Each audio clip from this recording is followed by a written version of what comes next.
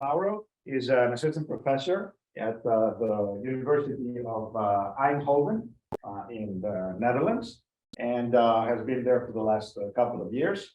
He did his PhD at ETH in Switzerland, and then he was at Stanford for a year or so as a postdoc, and then went back to Europe right at the heart of the pandemic. So he's just settling in his new job. Mauro's interests are in the general broad area of what we call these days cyber-socio-technical systems, and he is interested in many different application areas, including mobility, which is the topic of his talk today, and something that we are very interested in also in our group here. He has been the recipient of a couple of Best Student Awards in prominent conferences, and I guess also you have recently been nominated for a Young Researcher Award at the University of Eindhoven. So I hope all that goes well. And it's a pleasure to have you. So thank you. Thank you so much. Okay, it's being recorded. I'm still working there, I hope.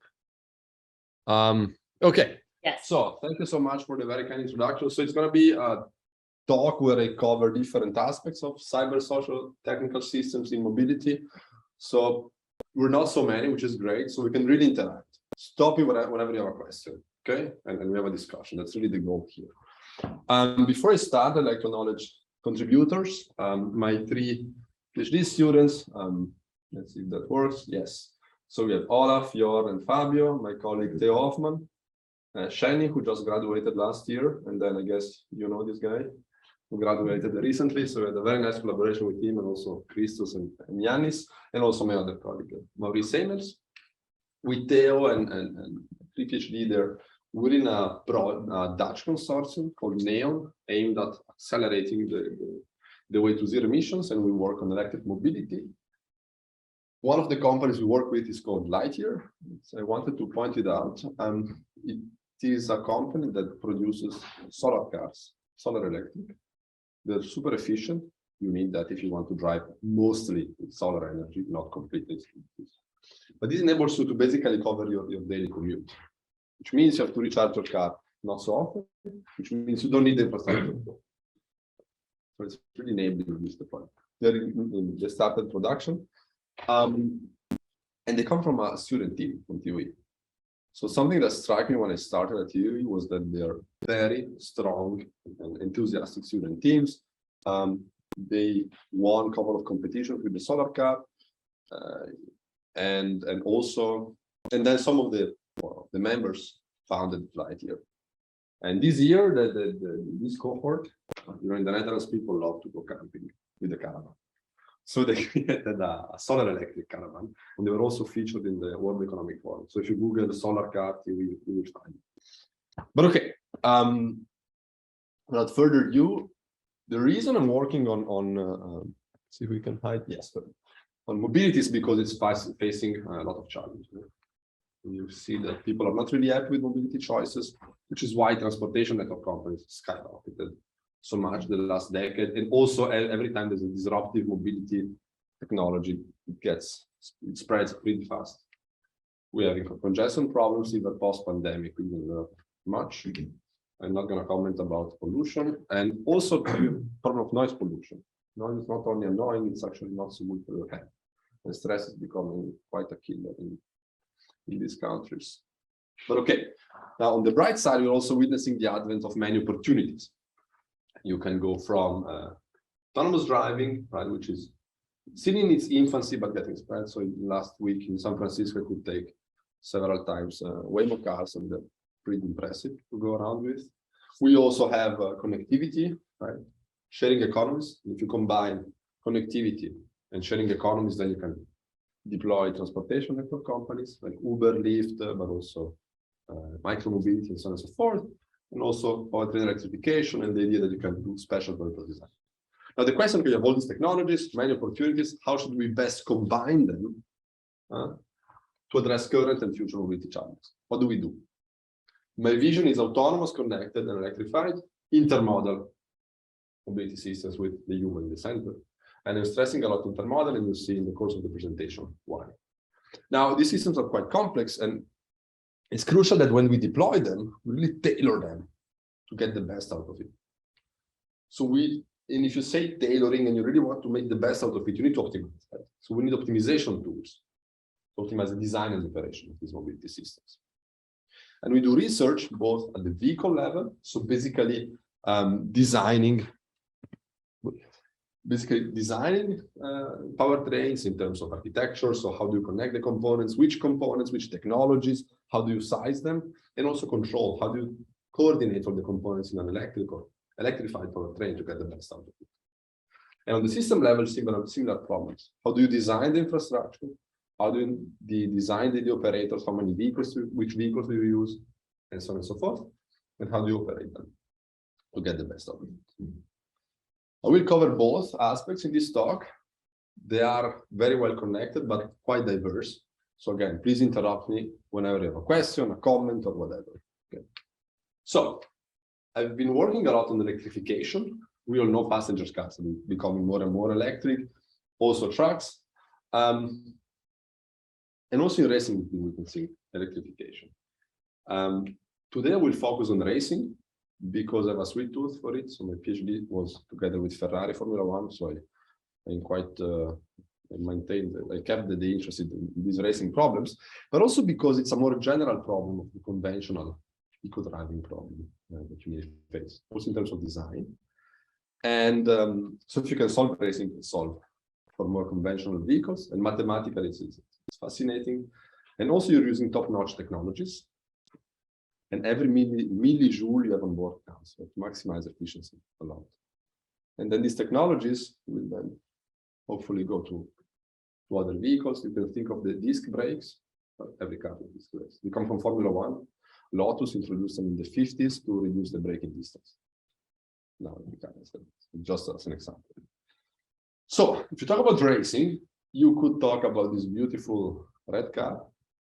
It's breaking my heart every weekend. Okay, I'm not going into that. It's Formula 1. It's hybrid electric. When you do Formula 1 racing, you're given a number of laps. You have to cover more or less 300 kilometers. The first driver crossing the finish line wins. You have to minimize lap time, cumulative lap time. You could also have hybrid electric endurance racing. In this case, you're given an amount of time. 24 hours of Le Mans, you've heard about it. You have 24 hours, the car that drives the furthest wins. We could look at Formula E, so electric racing, basically the same as Formula 1, slower because of energy consumption considerations. Or electric endurance racing. Again, given a time span, you want to drive the furthest. Now, the first three classes exist. Today, I'm going to talk about full electric racing and focus on endurance racing.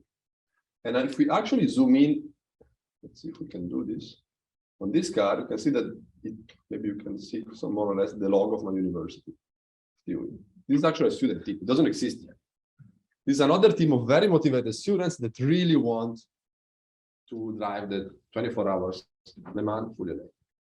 And they're working towards it. And they're called In Motion, and their motto is charging ahead. You can imagine charging in an endurance racing if it's electric. It's very important. They're able now to recharge their battery in about 7.5 minutes, from 20 to 80%. You don't want to go above because you start hitting over potential. It gets very slow. So that's suboptimal. Okay. And you have quite some challenges. I mean, the first two items are battery related, and they put a lot of emphasis there. You want to you're racing, so you're pushing, you're fast charging, and you don't want to break the cells. But then you can imagine, I mean, every time you exit and go to the pit stop and recharge, it's going to take you quite some time to recharge. So the energy you have on board is extremely expensive. So you really need to make the best out of it. So you really want to optimize the efficiency of the powertrain in terms of design and control so that you can maximize the range. And also, it's not so easy to decide when do you stop, how much do you charge, and how many laps will you drive. And also how. One can say, yeah, just stop, you charge fully, and you push like an animal, and then out, recharge, push. You'll see it's not really convenient. So it's a quite complicated multi-scale problem, right? From a race perspective, how do you decide when to stop? And also, within the stint. So a stint is a sequence of laps between stops. How many laps do you drive and how? This really calls for race optimal design and control tools. Okay. The way we solved this problem was we look at the high level optimization problem where you have a given maximum race time and you decide how many stops, how many laps per stint, and how long do you charge. Charge time is basically charge time. There is a direct relationship. Okay. To make consider you're given a number of stops. To make an informed decision within a stop, how much you charge and how long you drive, you need to know what is the achievable stint time. How long will it take you to drive then? Right? And in your opinion, how would you choose a stint time? How would you choose with which objective would you choose the in-stint operation? Would you try to minimize energy consumption? What do you want to minimize there?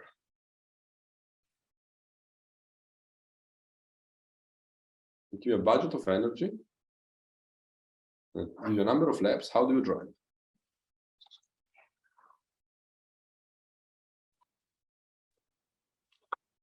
You may think fast, but how fast? What is?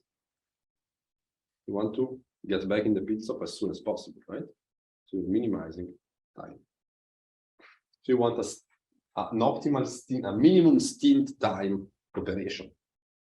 Okay, which is what makes the endurance problem a more general problem, a more general formulation of the formula type of problem.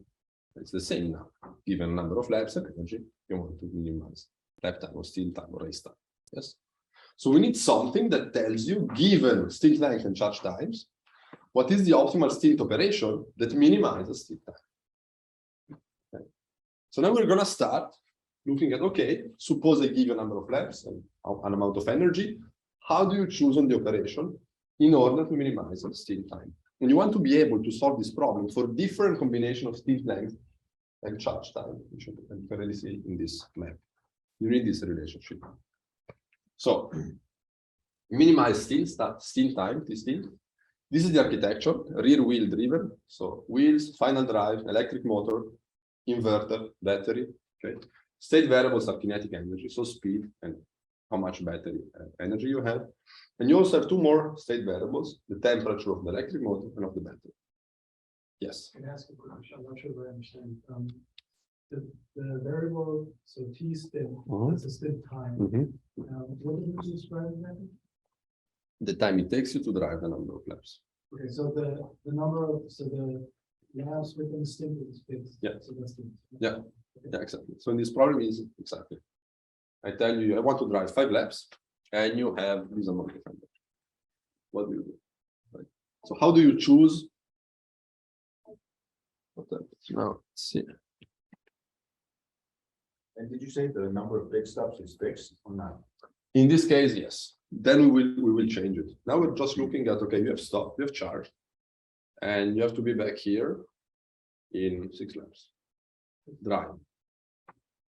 is there any constraints with the wheel or the rubber? Yeah, you see. Next slide. Yeah, very good point. So basically, how do you decide the even basically how much power to provide and also the optimal brake power? Okay, so we're just looking at the longitudinal dynamics problem. Now, if you're minimizing stint time, well, okay.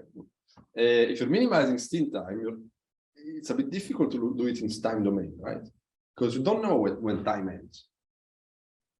So what you have to do is to click on the screen, maybe. Yes, is to minimize stint time in the space domain.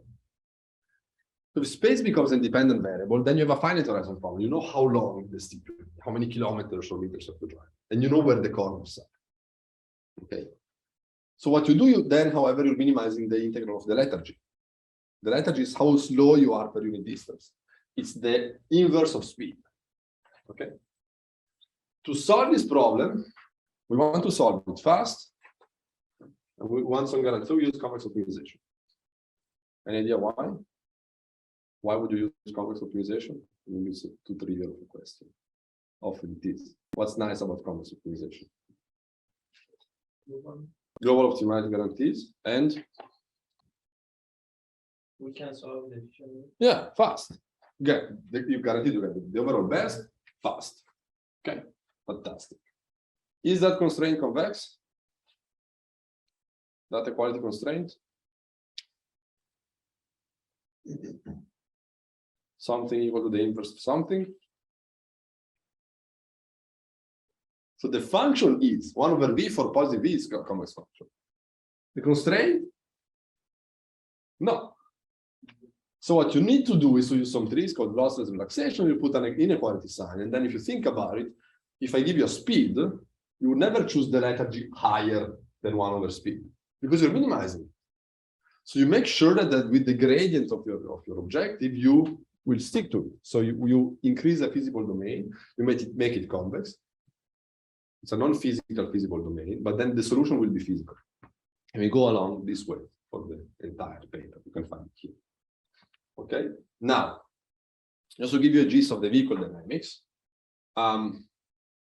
we wanted to integrate. So one way is you can just use a maximum speed profile, but we wanted to really look at the relationship of tires with the asphalt and traction and a bit of torque vectoring. We want to preserve convexity. So what we do, the Dutch citizens, we use a bicycle model. So we condense the tires to front and rear, and we assume very small angles, which is quite a brutal assumption. But if you validate it for this type of racing, when you have a lot of downforce and you don't drift much, it's okay. If you do validation, it's pretty okay. Then this way, basically, you have the rate of change of kinetic energy in space. And the derivative of energy in space is force, not power. So it's the sum of forces. And then for the lateral force balance, this is the lateral force, and v squared over the radius of curvature, which is given, is basically twice a keen over the radius of curvature. These two parameters are given, so it's a linear equality constraint, no problem. Yes? Well, we add some more balances this way. Your question before, you can add friction circles. This is a two-norm equality. You just take the square root here, you basically get, since Fz is non-negative, you get second order conic constraint, which is convex. So and you can use the same for the rest, the components. I'm going to skip it, you can find it here. And then you can efficiently solve the problem via convex optimization. So that's it. If you check the paper, you can see how we derive the rest. So again, suppose I give you, we charge 5 minutes, so 66%, and I give you 11 laps. You can solve in a matter of seconds, you get the solution. So you can see here two things should strike you. First, the speed profile is not so aggressive. So if you go to, let's say, formula type of racing, speed profile is you brake, then you accelerate, and then you brake super aggressively. In this case, you're kind of costing a bit or even regeneratively braking. Why? Because you're energy limited. That's the optimal way to drive, the minimum steam time way to drive there. You can also see that in the power profile. You start to do regen way earlier. And also you can see that you're experiencing a bit of derating with the electric motor. It's no longer pushing so much, though it would be optimal. Any idea why? What happens with the electric motor as you use it aggressively? No. What else? So you have losses in an electric motor, right? What are the losses? What do they cause? Heat. You're overheating the electric motor. So you have to go a bit more gentle. So this is not really, time optimal would be the blue one, but yeah. With the battery, that was pretty interesting. You're actually cooling down the battery as you drive. That's something that struck us. But if you think about it, you're overheating it when you charge. When you're going to charge the battery, you're just full power. In this case, you're not all the time full power if you look at the power of the electric motor. And so as we drive, we're actually also cooling down the battery, preparing it to recharge for this kind of architecture. And since the speed profile is so smooth, you mostly brake with regenerative braking, and you see that tires are there mostly to keep you in the track, but they're not so, especially the front tire on the left, not so active in this direction. Make sense? We can solve this fast, right? So basically, So when you set up this problem, there's a lot of parameters in there. Are these parameters pretty much available? Yeah, from the race team. So that was nice working with that student team. That they gave us some parameters. Then of course we normalized some things, but not so much. It's still a student team. Yeah. So that's really important. Yeah, I think they were on the racetrack on Stanford this weekend. Going to do some measurement and testing. Okay, we can solve this fast. So actually you can do a scan and solve it many combinations of this problem, right? For different numbers of different energy budgets and stint length. It's a number of laps, right? Very quickly. An hour is even less. So now we have all ingredients. We have the relationship stint time as a function of stint length and charge time. So you give it to the high level problem, which is maximize race distance, right? You remember the race time is given. Your state variable is the elapsed time, how long have you been driving, and your input variables are how much you charge and how many laps you drive. And there's an additional binary we'll discuss in the next slide on how to also choose the number of pit stops. Now, you basically have this relationship between charge time, stint length, and stint time, right? And you can model it using x defined as that, 1 over the square root of the charge, square root of the charge, and laps over the square root of the charge with that quadratic expression. If you do some reformulation, QS is a positive semi-definite matrix, symmetric. If you do some reformulations, you can show that that function is convex. So if you relax the constraint, it's a convex constraint. Okay.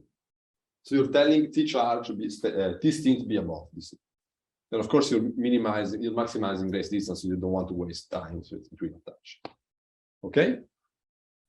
Now, what you could do at this point is say, okay, fantastic, I have the relationship, I do a scan, that problem takes nothing to solve.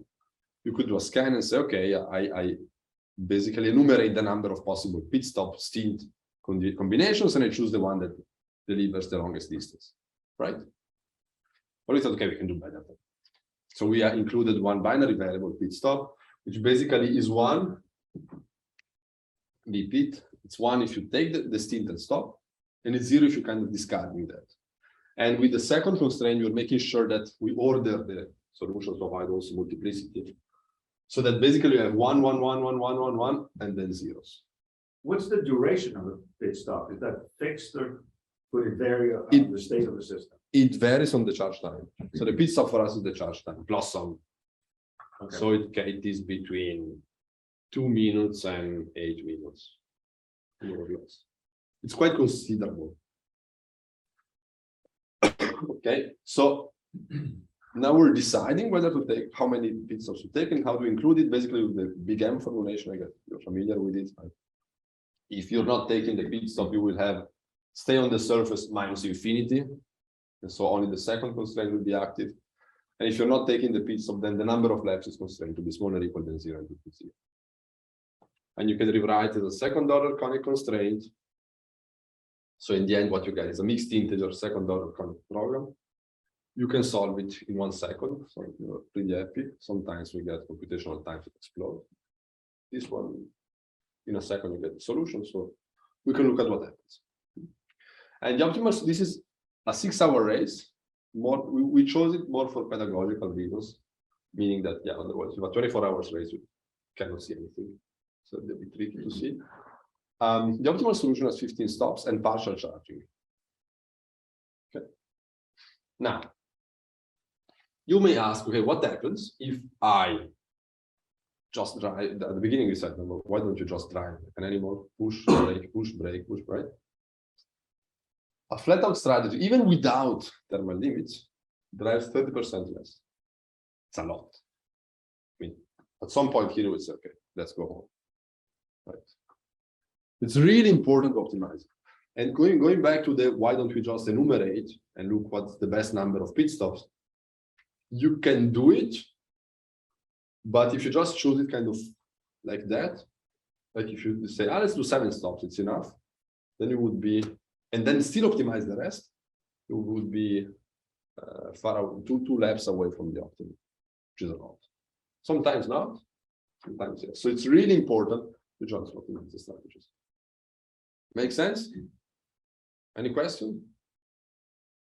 So, can you apply this methodology to different vehicles and problems? Yes. Think about eco-routing and so on and so forth. This kind of framework would be readily used. Okay. And in fact, we've been applying it to micromobility, to trucks. So we're going to probably start working on electric maritime. We have some openings also on electric flying. And it is always to do models that are accurate enough whilst preserving some kind of properties such as convexity. And this brings me to the transportation system part of the talk. Are there any questions on the race? Okay, fantastic. Then, okay, let's recap. Why do we do it? Because mobility is a mess. People are not really happy, congestion, pollution, noise. Okay. Now, at some point, we will witness autonomous mobility in demand. As autonomous driving, connectivity, and electrification are becoming mature, we will have companies who will be able to deploy fleets of hopefully electric autonomous mobility in the system. So basically, you have the car sharing paradigm with vehicle autonomy. Robot taxis that pick you up and bring you where you want to be. If you want to deploy such a system, you want to tailor it to the specific application. So you want to specifically design the vehicles for that. And the challenge here is that the design of the individual vehicles must account for the intended fleet level operations, which in turn must account for which kind of vehicles they have. So it's a kind of co-design problem, and these two are very intimately coupled.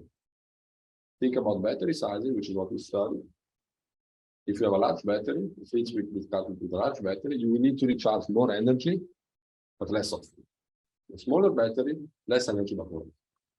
And this will affect your schedules. Okay. So how do we joint optimize it? And the trick, what we did here, we presented at CDC. I mean, our student panel presented. The idea here is that if you look at the first plot, you have some demands. It's an offline solution. Some yellow and red. And what we do is that we pre-compute the fastest path given the traffic levels. And then we pre-compute all possible transitions between travel requests, and we add them in this direct acyclic graph. Okay. And basically, you can see, okay, what you can do is start from the deposit. You could say I service demand 1 and then demand 2, and then I go to deposit, or only one deposit. I only stay in the deposit, or I service 2 and then I go to the deposit. You can create a graph that looks at that. You can also include detours to charging station. So in the green line, they represent the fact that between after demand 2 and before going to the deposit, the car went charging. You can also see it here expressed in this state of energy, the graph. Yes? Good. You can, in the end, what you'll get, and you'll see, you want to jointly optimize the number of vehicles, their individual battery size, and the operation of the fleet. Okay. What you get is a massive mixed integer linear program, mixed binary linear program. How does it work? Well, we define some, just to give you a gist of what we did. Xijk is a tensor, which is 1 if vehicle K services I and then J, 0 otherwise. Sijck, same story, but on top of that, the vehicle also goes charging to charging station C. Okay. For instance, here you would have X011 and X121 for the 1, because of demand 1 and then demand 2, and then deposit. And also X231, and you can see that between 2 and 3 we have a recharging, so also we're going to charging station 1 to recharge your vehicle. Okay. It's very nice because you can capture everything, but you can already feel that if I start adding demands, this thing is going to explode.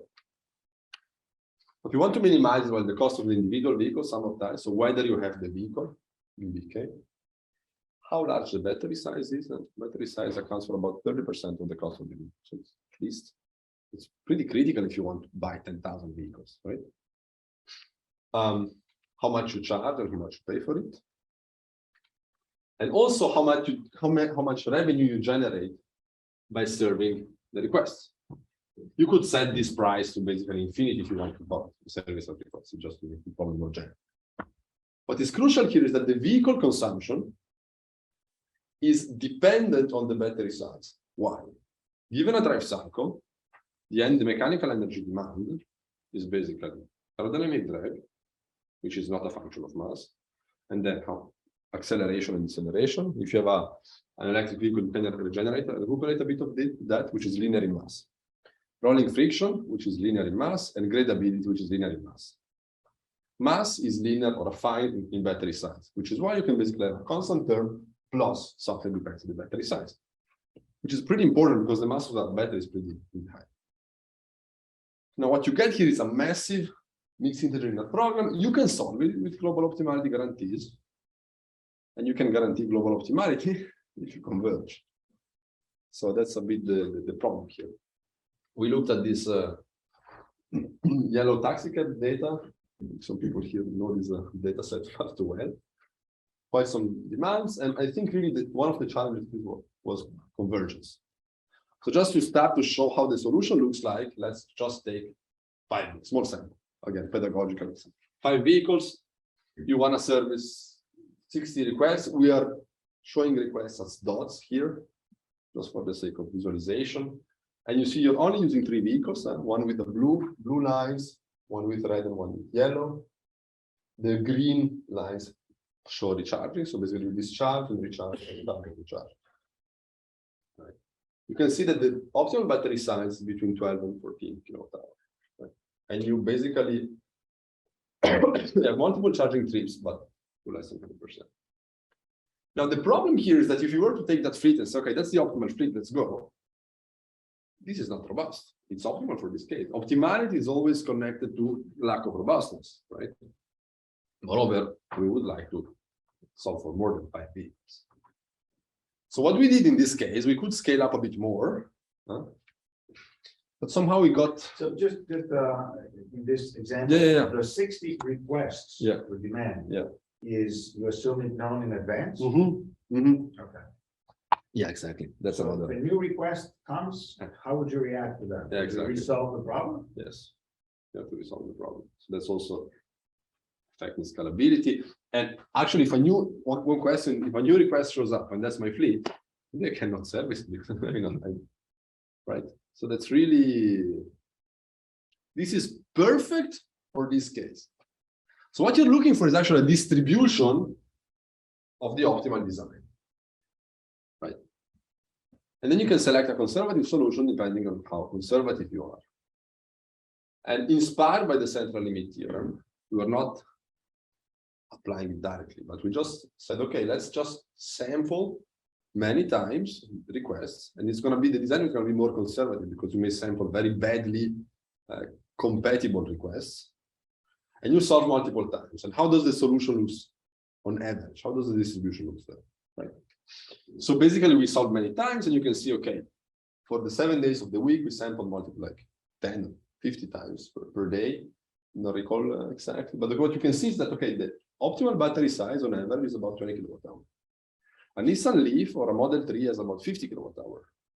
If you reduce the battery by that much, you can save up 20% energy consumption because you have less mass. On top of the cost of what you save in terms of cost of the battery. Then you are charging multiple times a day, right? But less. Okay? You're charging less energy because your car is less heavy. Okay? So, as an outlook, what I want to do here is to improve our solution schemes. So, I guess we will have to get rid of global optimality. But do some kinds of meta-heuristic. We already started, like if 2 demands are close together, you will service both, like one after the other. And also look at the joint infrastructure design problem. So where do I place the charging station? Which kind of design? Yeah. Is there any relationship between the trip length and the battery size? Like if you analyze, let's say if you take another topology, which is not New York, trips are longer. Would those battery size distribution would look different? Is there any intuition on that? So we did not do it. To take it away. So my gut feeling is no, because still you do service quite some demands. So you would basically see here, and basically say 10 demands or more, one after the other, it's 3, and then we do. That's my gut feeling. So how do you actually model the trip lengths? So do you assume fixed travel times between the lengths of your graph? Yeah, so it's a you can do it pretty accurately because you do it in pre-processing. So you can look also through the day, what is the travel time, except what is the fastest path as the day evolves.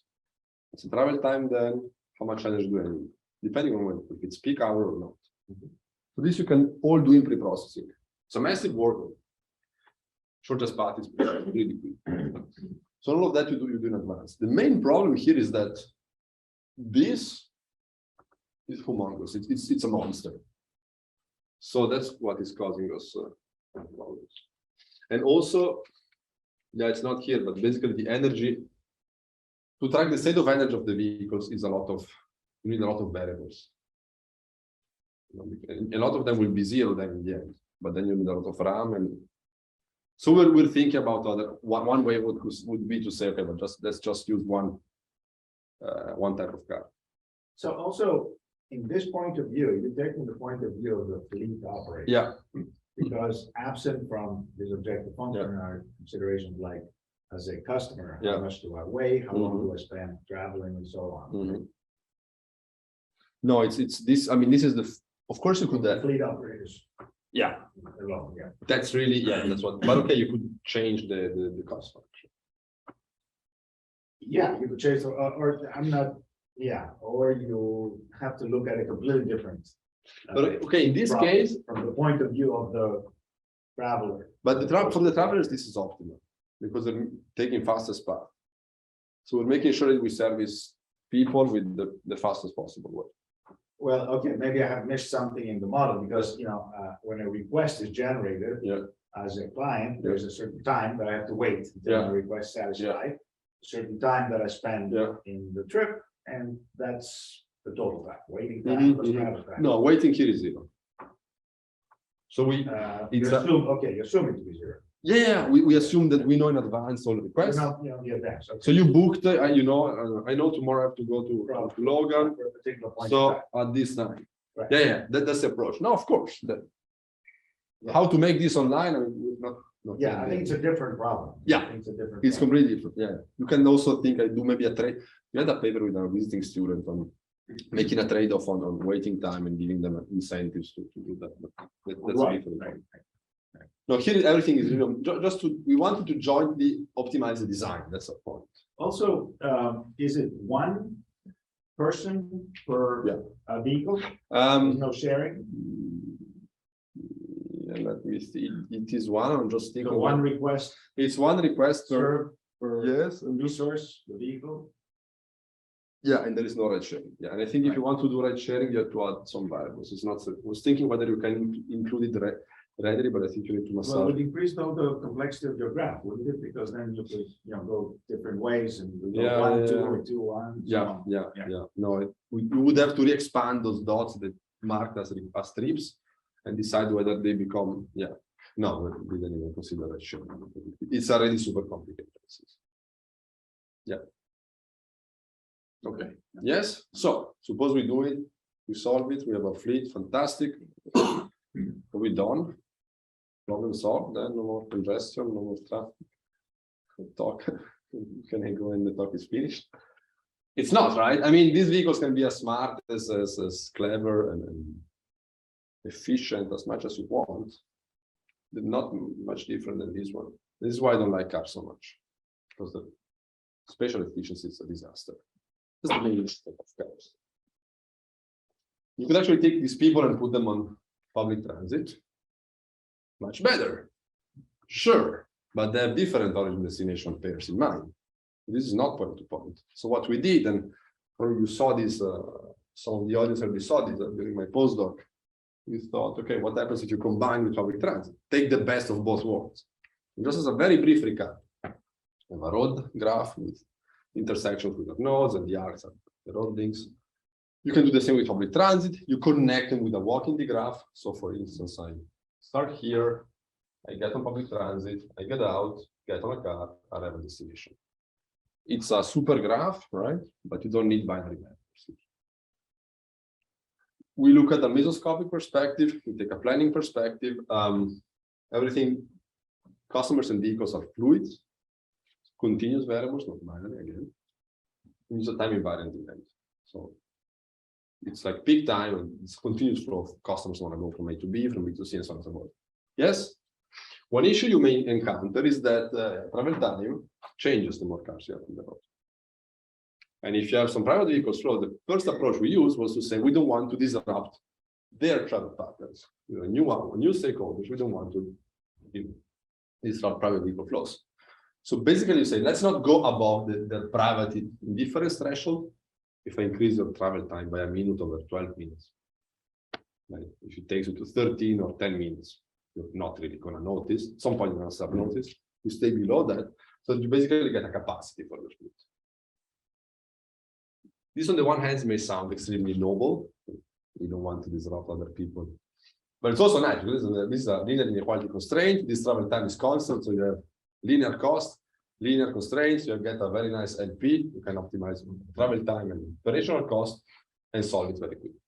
And so we solved for New York City, for Berlin as well, to compare a bit how does it change and what changes when you go from pure autonomous mobility on demand to intermodal is that you can reduce CO2 cost and travel time by 20 to 50%, which is a lot.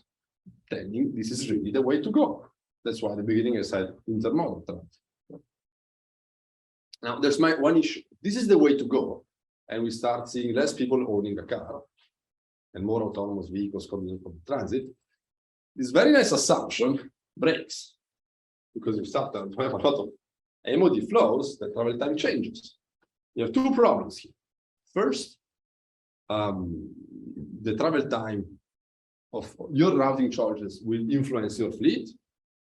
And on top of that, you also will also influence private vehicles flows. And so we started this with Sam and Christos about 2 years ago. We started 2 years ago. So the question was really, okay, what happens if same problem, but you have private vehicles, a fraction of the population predefined uses private vehicles and the rest uses intermodal transit. And it's a stackable problem, though in the end we ended up solving it as a Nash problem. The core idea is that you have private vehicle flows that will respond to your choices, to your user flows and empty rebalancing flows, solving a traffic assignment, the user-centric fashion. Also, and you want to account for that when you optimize your users and rebalancing flows. Right? We solved it iterating, and what we found is that it converges pretty well, but we have no guarantees on uniqueness of equilibrium and so on and so forth. But okay, warm starting from differential conditions, we had quite some consistency. So you can then use your engineer gut feeling and say it makes sense. And the first study we did was to say, okay, what happens if we only have only cars? As you increase the fraction of people using the system, you have less user-centric equilibrium with private cars and more system optimum. You would expect the system optimum to be better, right? Because you're centrally controlling the cars. Travel time is increasing. As more people use our system, travel time increases. Any idea why?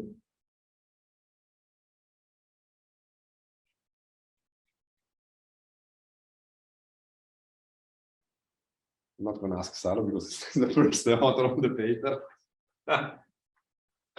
You see in green here, there's rebalancing flows. You have empty vehicles. You remember when Uber and Lyft were deployed in San Francisco? So there were some papers, I think also one on Science, showing that that has caused an increase of traffic because you have empty vehicles. So it came with some problems associated with it. Even though you're centrally routing, You have more vehicles running around, and so travel time is higher. However, add public transit, starts going down. Okay. If you add even walking, even better.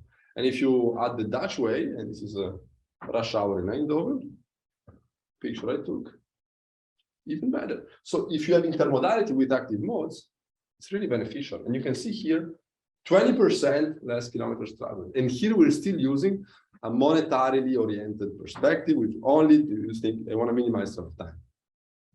Not thinking it's beneficial for people to bike in the morning because of physical and psychological. No, just minimizing travel time. With that perspective, still minimizing, using 20% the kilometers traveled, and it's way better.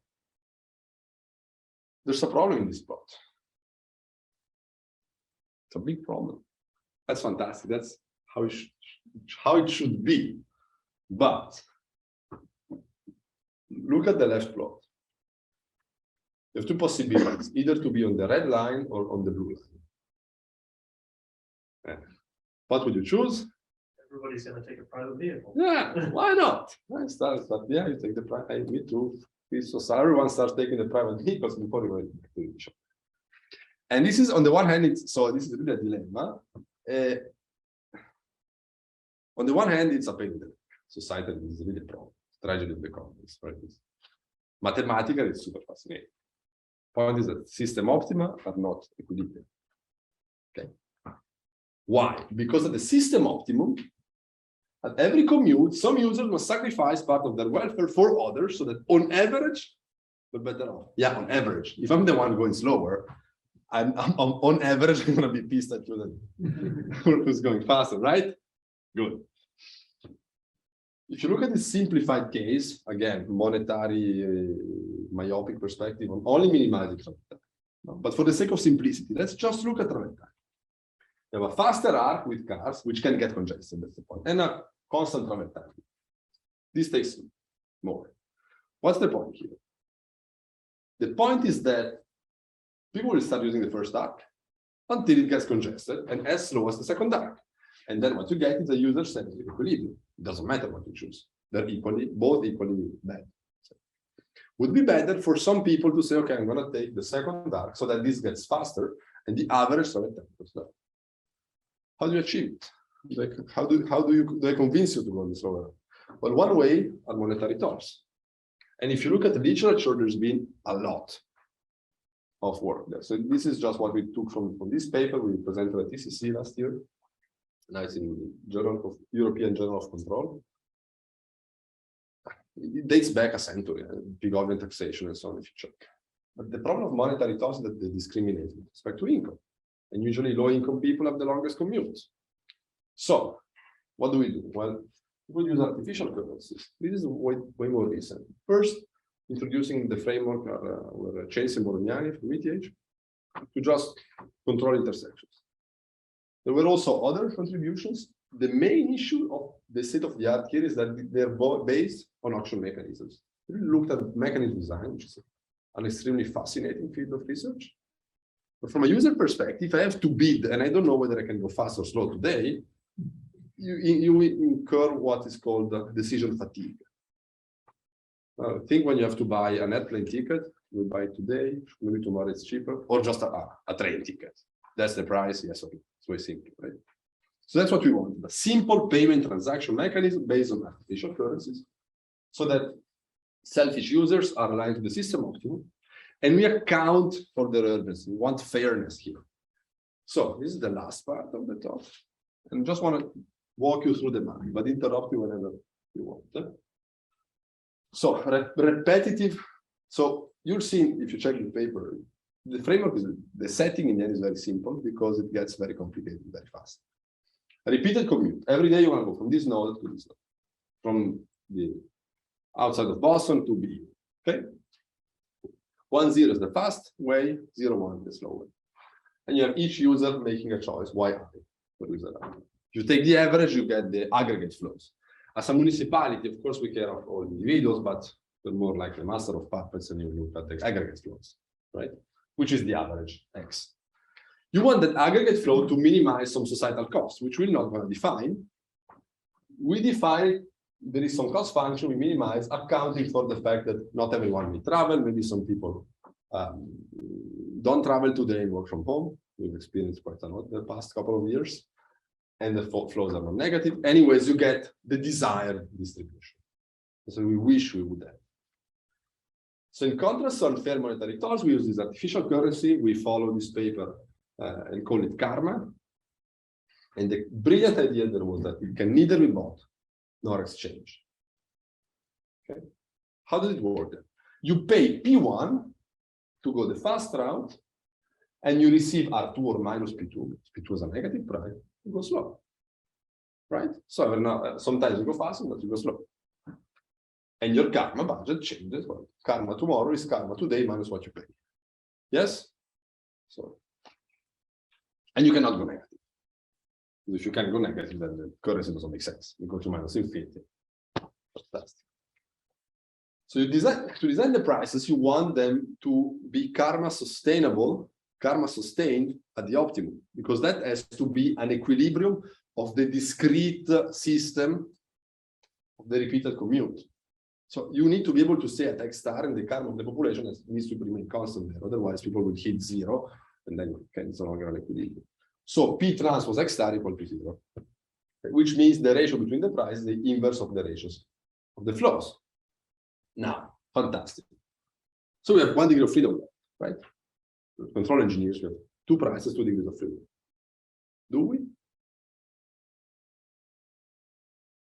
If I tell you, okay, I want to have 50-50 distribution. No?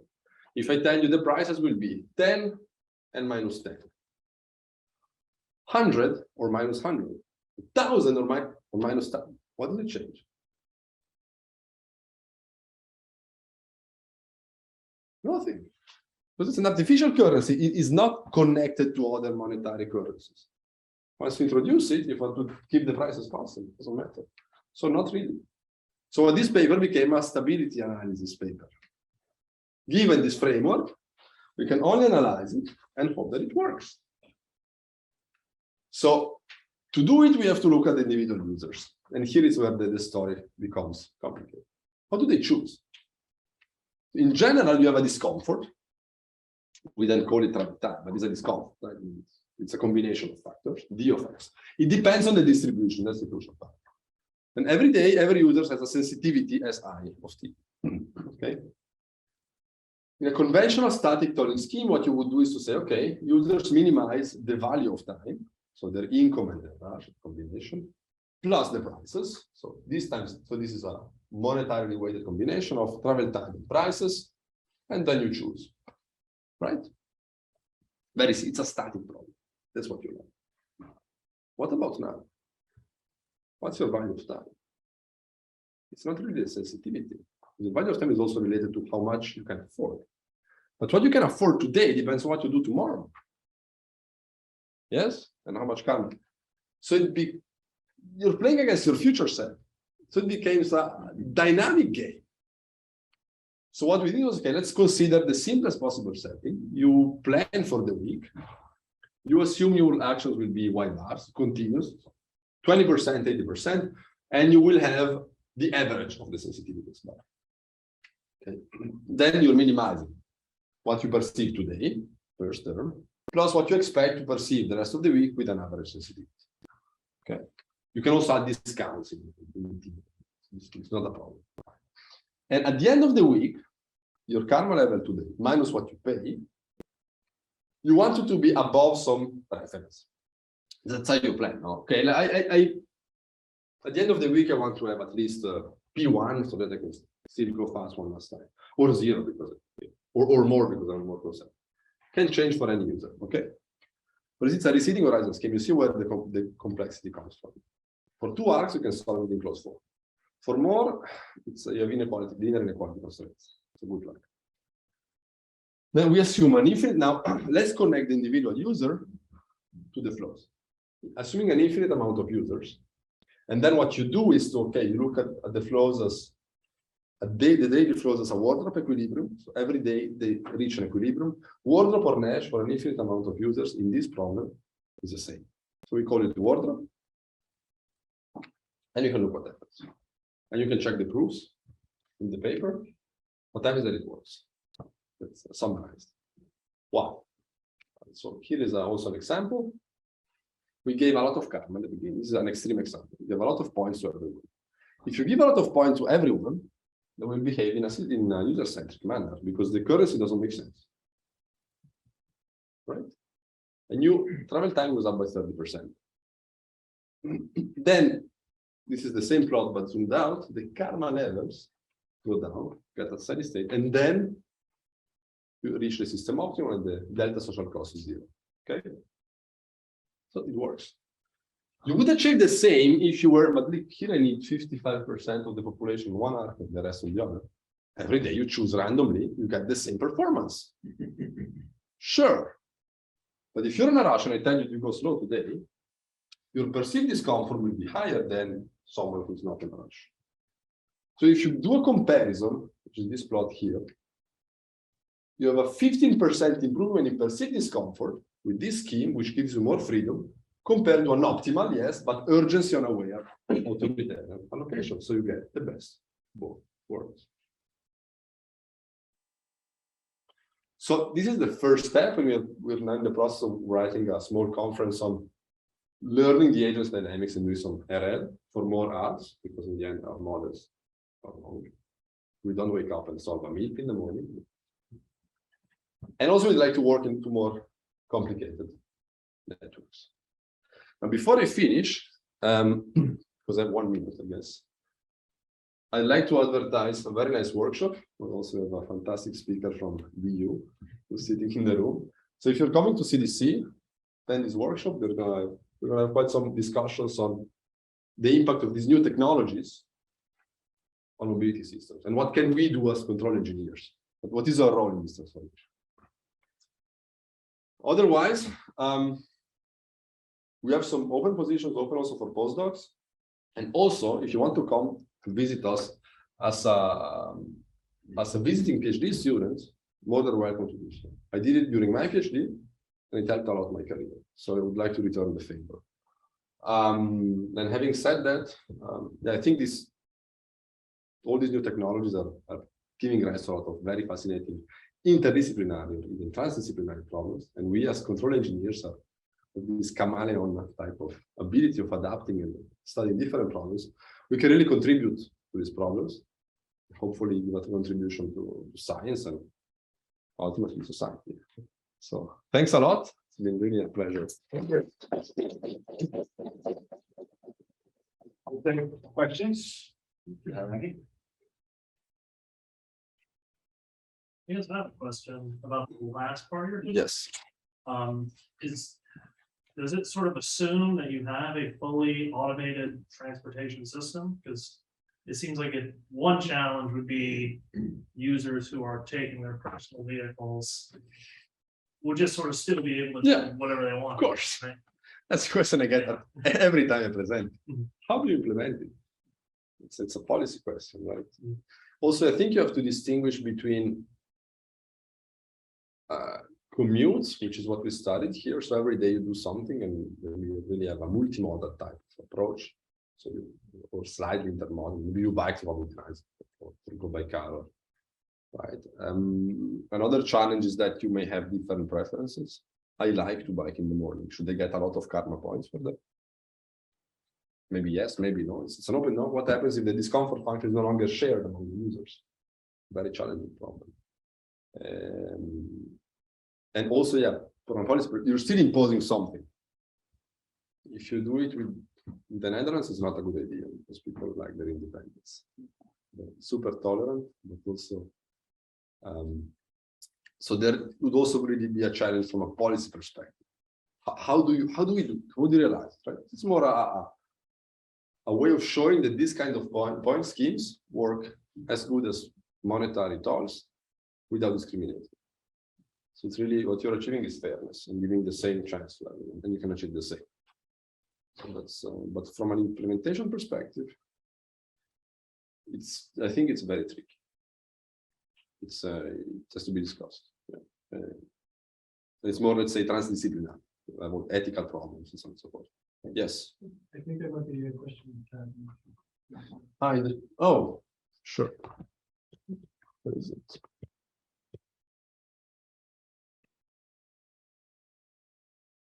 Will the speaker consider congestion on a road linked as the more vehicles on a road, the longer travel? Sure. Yes.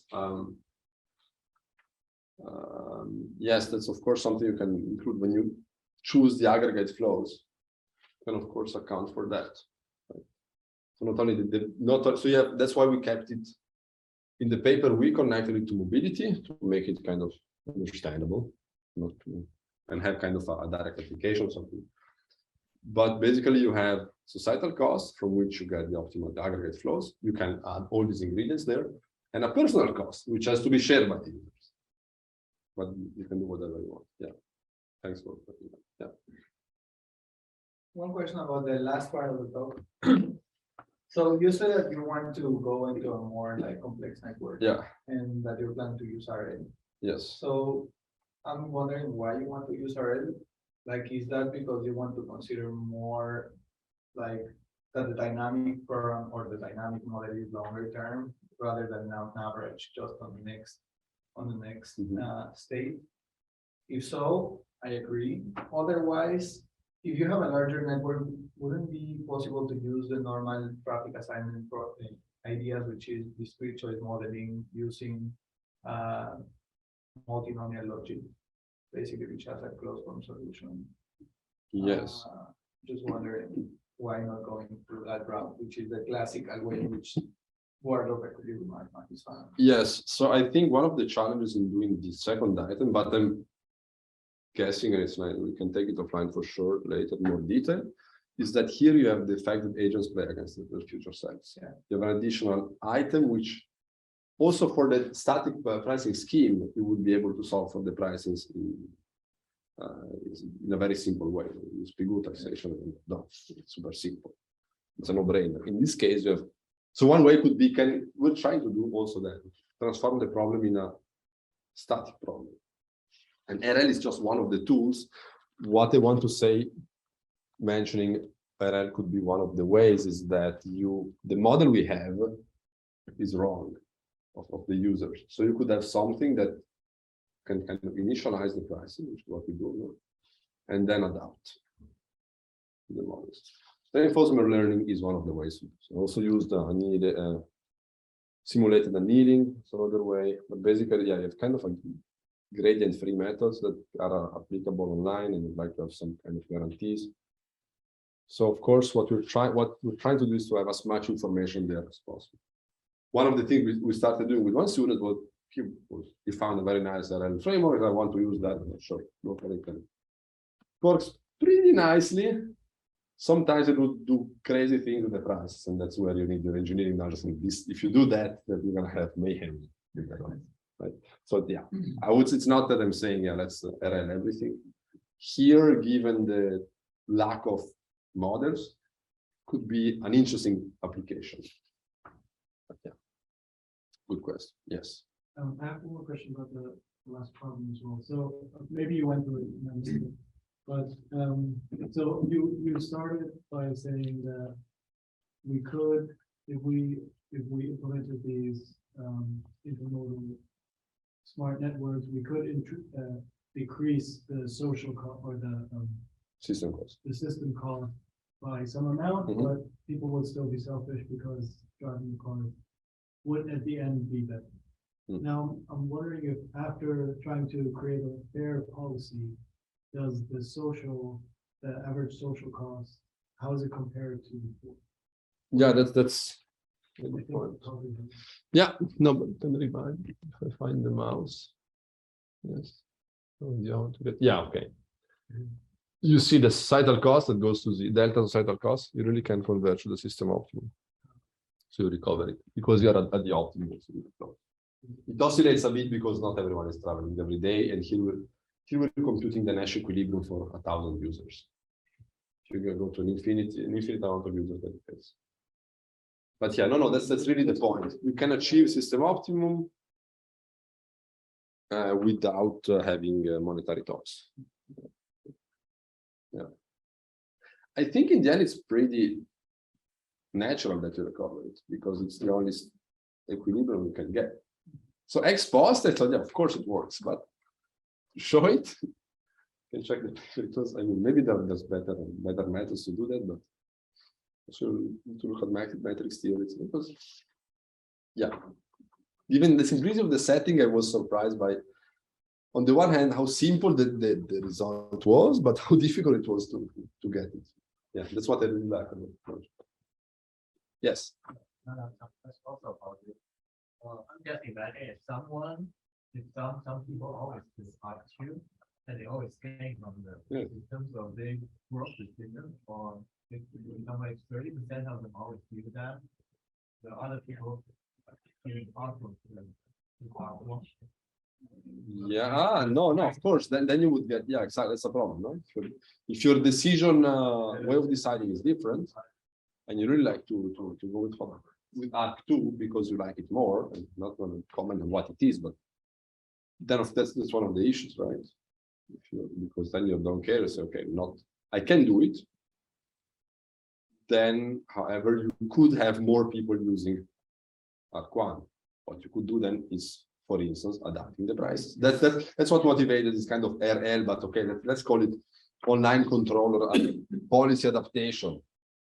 That looks, actually, I have this goes this, right? I go further down. The social code, let me adapt the prices so that they minimize. I'm just wondering about it. When they go to talk to you, then when they choose talk to you, they do a game net. Yeah. And when they choose talk one, they will pay more. Yes. Then those people which talk one more, they will have no money to, and they cannot gain money to pay for one. Yeah, they have to go now too. Yeah, then for example, if some R2 people they just don't do their optimization, they just keep doing R2. Yeah. Then those people who want to R1, they can't gain enough from R2. They just cannot afford to pay R1. So that's why I'm saying you need to adapt the prices in that kind of case. But in this framework, this doesn't happen because they share the same discount. Yeah. So the prices are kind of pointing you in the other direction than the discount.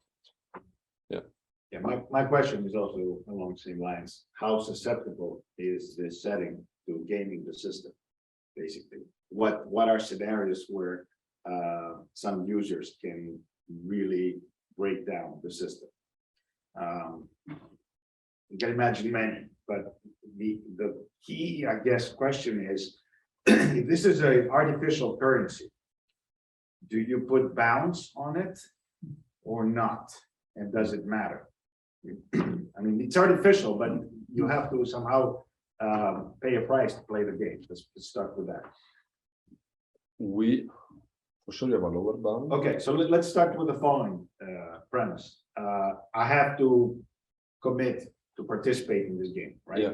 To be a user in this game. Yes. What do I have to do in order to be a participant in this game and benefit from the fact that on the aggregate, everybody will benefit? So you start to get an amount of points, Okay. randomly sampled. That's what we did here at the beginning.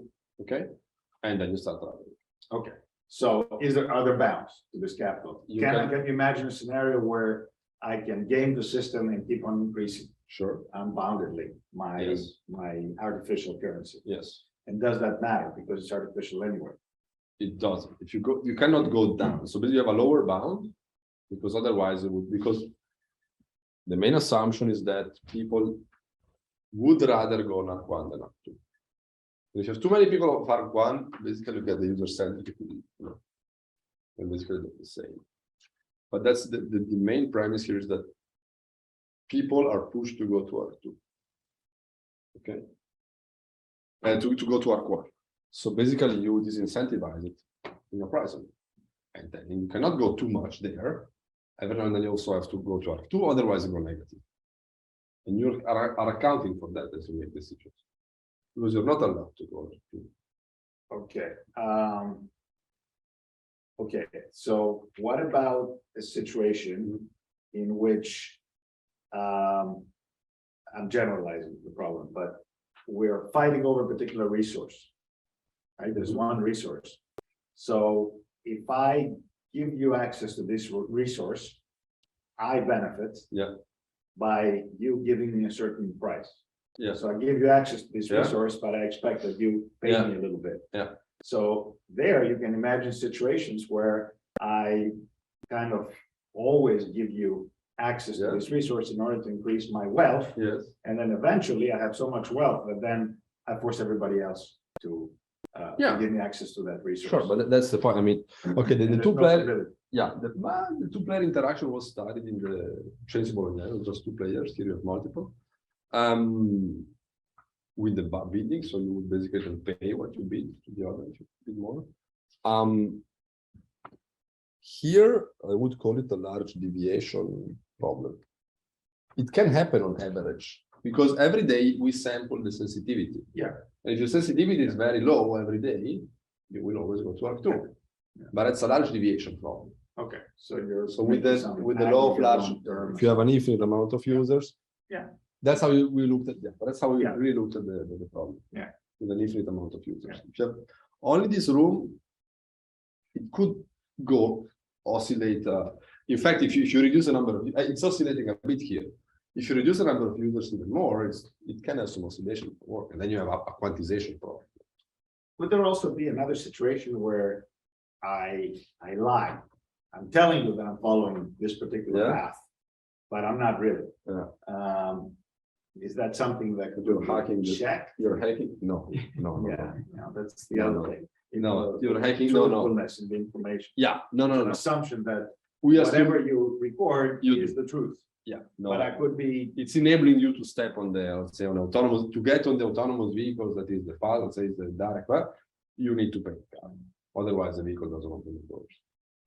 Or uses the ejectable seat. No, no, no, no. In this case, we will.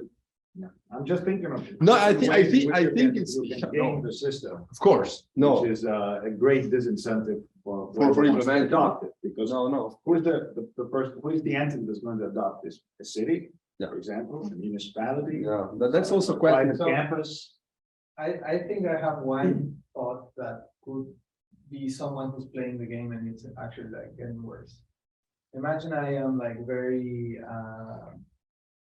I really want to have my karma off so that I can drive back when I want. Yeah, Then maybe I'll drive empty a couple of times to just get karma. Sure. Then I'm just creating flow, which Sure. is completely useless. yes. But what's the benefit of accumulating more of it? No. Because it's fictitious.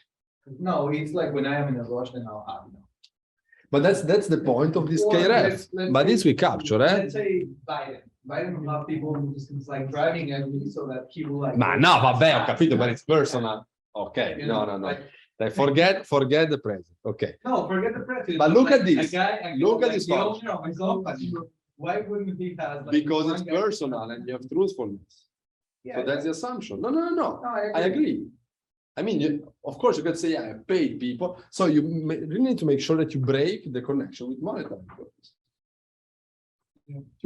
Each individual gains or pays karma as the number.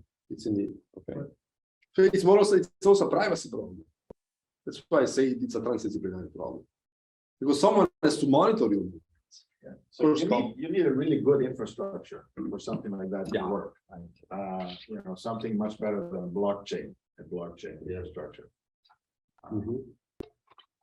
No, of course. But here, I mean, what you were saying, however, is you have this KRF and you also randomly sample it. So KRF is how much you want to have at least at the end of the week. So you will have, that's why at the end, when you simulate, you have a distribution of people who have 100 and people who have 10. And prices are in the order of. That's fine. Yeah. No, my point is empty driving or. I think that the main point is what if you don't have a repeated commute? What if I'm here in Boston 3 days and that's it? Right. Yeah, that's another. That's one problem. What if I live in Eindhoven and every day I go by bike because I like cycling? Yeah, I guess the first order question is how much of the flow is a repetitive, what percentage of the. No, of course. flow But is- maybe- Then creates the problem where people buy in and buy out, buy in Yeah. and buy out. So then you don't have No. stable. No, of course. population. So that's why I think it's a very much also. I mean, this is to show you don't need money, you can disconnect from monetary currencies to achieve the system. How do you realize it? I mean, but okay, also if you want to introduce taxation, how do you do it? How do you make sure that people pay? Yeah. Many of the problems are common. Yeah. And on top of that, you have, okay, here to the connection, how do I regain the points? That's a kind of behavior. So yeah, you could drive empty, of course. That's one of the questions we had at the beginning. What happens? Okay. So we assume that we put an assumption to cover that. Yeah. No, of course. Then we also have limited time. So Okay. you could all right. also maybe just, if you don't travel, you may get points. That may be one of the options where you get a price if you don't travel. But then one could say, yeah, well, wait, I don't have to travel. I claim I would like to travel, but I don't. So it's Well, that's like opting out of the game. Ah. Today I'm not traveling, so I'm not part of the population, and but you get points. So it's you could, I suppose. but then again, it's discriminating because we can do home office and other people can't. I think it's a very big discussion. Yeah. Okay, well, that shows you how much work there is to be done. All right, thank you very much again.